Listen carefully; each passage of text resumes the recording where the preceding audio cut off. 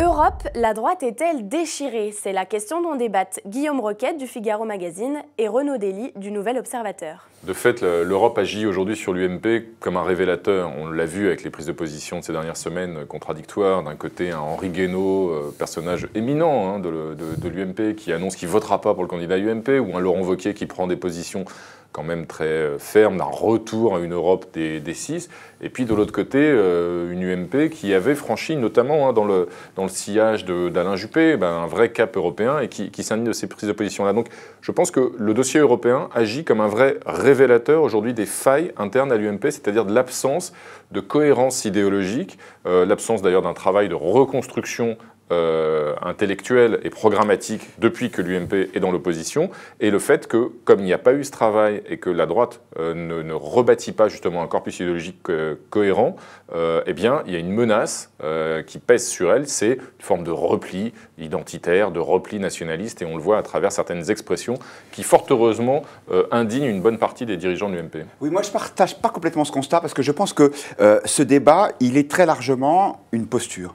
Je pense que l'Europe, c'est plus un sujet.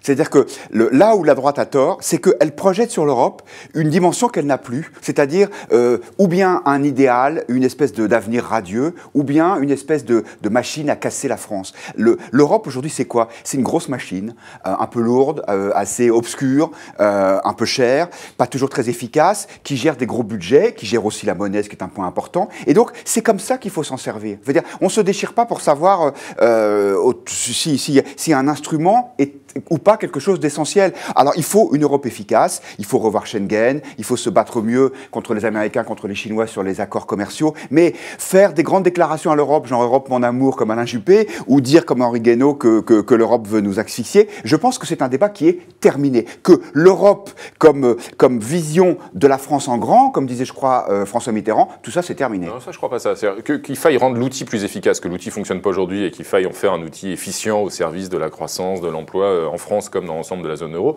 Évidemment, je suis d'accord avec vous. Mais je pense que ça ne peut marcher que si on redonne du souffle justement au projet européen. C'est-à-dire qu'on peut faire adhérer, si on peut faire enfin adhérer d'une façon ou d'une autre, les peuples à un projet politique. J'ai cru que vous alliez dire adhérer à la Turquie. Non, rassurez-vous, je vous sais vigilant sur ce... On en reparlera. Mais en tout cas, je pense qu'on ne peut pas justement simplement mobiliser les peuples sur l'enjeu européen si on ne lui parle que de l'outil, que de l'instrument. Donc je pense qu'il est aussi nécessaire de redonner une dimension politique, et on voit bien que c'est ce qui manque à l'Europe, c'est ce qui manque y compris face à Poutine d'ailleurs. C'est une Europe politique, on en est toujours là, il y a une panne d'Europe, c'est clair, et que ce repli nationaliste, eh bien, c'est une menace par rapport, y compris à l'efficacité de l'instrument. C'est vrai que l'absence de cohérence idéologique, jusque-là, elle était masquée par celui qu'on attend tous, dont on attend la parole, le Messie, Nicolas Sarkozy. Doit-il intervenir? Va-t-il justement penser ces plaies-là en disant, comme il le fait toujours, avec énormément de talent d'ailleurs, il faut le reconnaître, tout et son contraire, je suis un fervent européen et puis on va totalement bousculer Schengen et justement remettre en cause du mode de fonctionnement. Mais en tout cas, tout ça, sur le fond, ne résout pas cette absence de cohérence idéologique. Et pour venir à la rescousse de l'UMP, je reconnais fort volontiers que la même question se pose à gauche. C'est-à-dire que l'Europe est un révélateur des failles idéologiques à gauche comme à droite. Alors, ok avec ce constat, mais la question c'est pourquoi?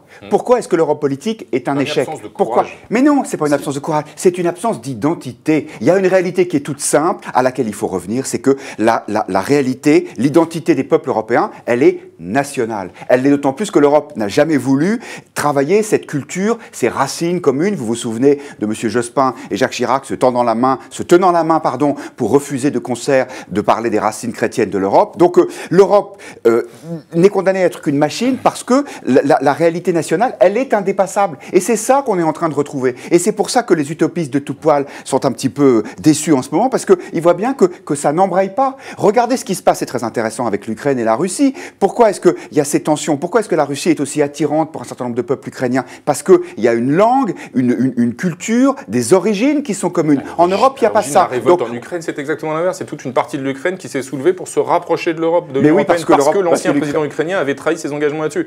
Parce que l'Ukraine, elle est comme l'Europe. L'Europe attire aussi. L'Europe, juste un mot là-dessus, l'Europe est un peu comme l'Ukraine, c'est une construction qui est en partie artificielle. Non, je ne crois pas ça. Je pense qu'il y a un vrai héritage commun, il y a une vraie identité commune. mais simplement, il faut que nos politiques de droite comme de gauche, parce que là, il y a aussi ce repli qui menace à gauche dans simplement la dénonciation, là, non pas une dénonciation ethnique ou nationaliste, mais une dénonciation de la bureaucratie et d'un mythique ultralibéralisme, eh bien, je pense qu'il faut simplement que les politiques aient le courage, non pas de nier les nations, mais d'ajouter à l'étage des nations et des identités nationales qui existent et qui sont réelles, une façon supranationale de bâtir un ensemble politique cohérent et ambitieux. Vous avez suivi l'Eurovision le week-end dernier? Vous avez vu le gagnant? Quelle belle victoire. Vous avez vu le gagnant? C'est une femme à barbe. Eh bien, moi, je crois que... Je pense que vous n'auriez pas voté pour... Je crois que l'Europe, elle est comme la femme à barbe de l'Eurovision, elle a un petit problème d'identité. J'étais sûr que les résultats de l'Eurovision ne vous plairaient pas non plus, décidément.